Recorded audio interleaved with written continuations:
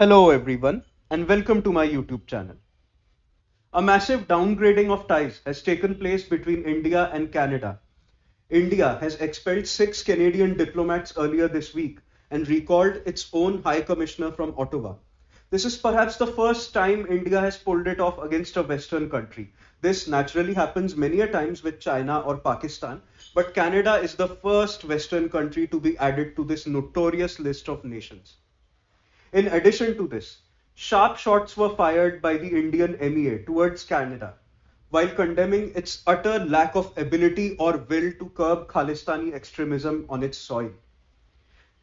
Canada has been blatantly either abetting or actively supporting Khalistani extremism, then be it meddling into India's internal affairs, allowing incitement of violence against Indian diplomats, even being mum on the enactment of Mrs. Indira Gandhi's assassination.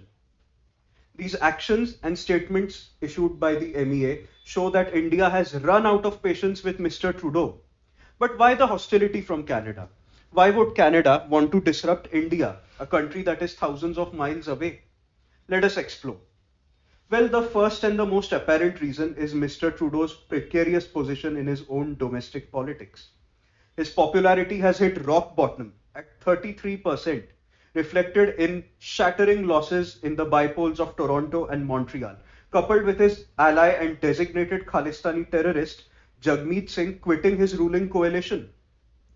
He is banking on either regaining support from Jagmeet or cutting away a significant portion of the Khalistani vote bank, just to stay relevant in the next parliamentary polls scheduled to be held next year.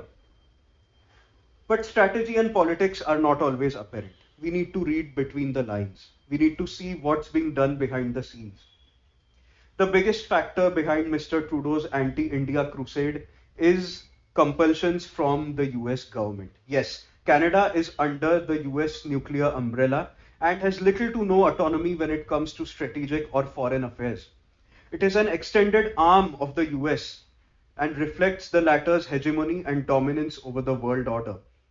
India, however, does not share this vision and aspires for a multipolar world. The first tensions against the West started emerging in early 2022 in light of Russia's military operation in Ukraine. India pursued its own interest and boosted its crude oil imports from Russia. This irked many people in the West. India and Russia have been galvanizing their ties ever since. I agree there was a kind of a stagnation witnessed in these relations. But after India started importing more and more crude, it contributed $40 billion to Moscow's coffers, thus enabling it to evade Western sanctions and funding its military operation in Donetsk and Luhansk. The warmth that the two nations enjoyed during the good old days of the Soviet Union was witnessed again. There is collaboration in space, Arctic exploration, ice breaking, small arms, air defense. All this is on the cards. More to that in another video. This second innings of Indo-Russian ties has naturally raised eyebrows in the West. However, it shouldn't, since the West has been providing a safe haven for Khalistani terrorists, not just in Canada, but even the US.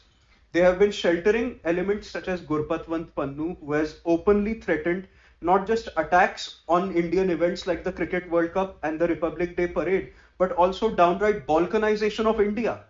The US is a country that jails students for merely chanting Free Palestine, but refuses to jail a man who is blatantly inciting violence against India, which is a so-called close partner of the US.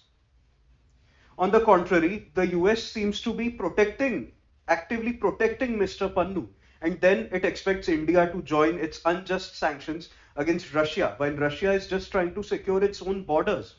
Oh, the double standard. Moreover, the US doesn't even recognize Indian sovereignty in POK, as claimed by a map published by the US State Department on its official website, whereas Russia unabashedly affirms Indian claims on POK and Aksai Chin, as reported by Sputnik. So why wouldn't India be close to Russia?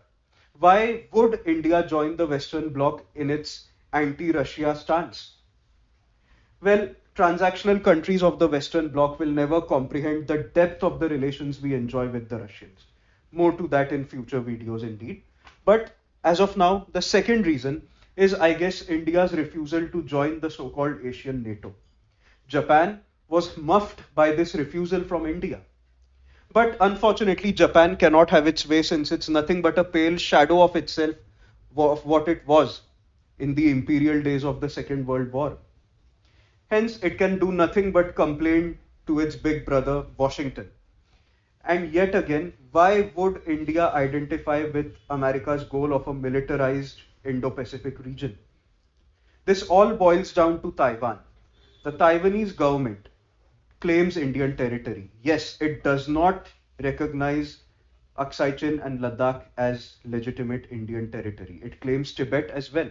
See, it only has differences with who should rule China. It does not have differences with the CCP with regards to what China is. So why should India be expected to deploy its diplomatic, economic and military resources for a country that does not even recognize the map that we want them to? So could this be a move to arm twist Japan, to arm twist India into accepting this military alliance? Well, it could be. And the third and final reason is India's meteoric rise on the global stage. Any country or any individual, when he rises in life, is faced by critics is confronted with multiple obstacles.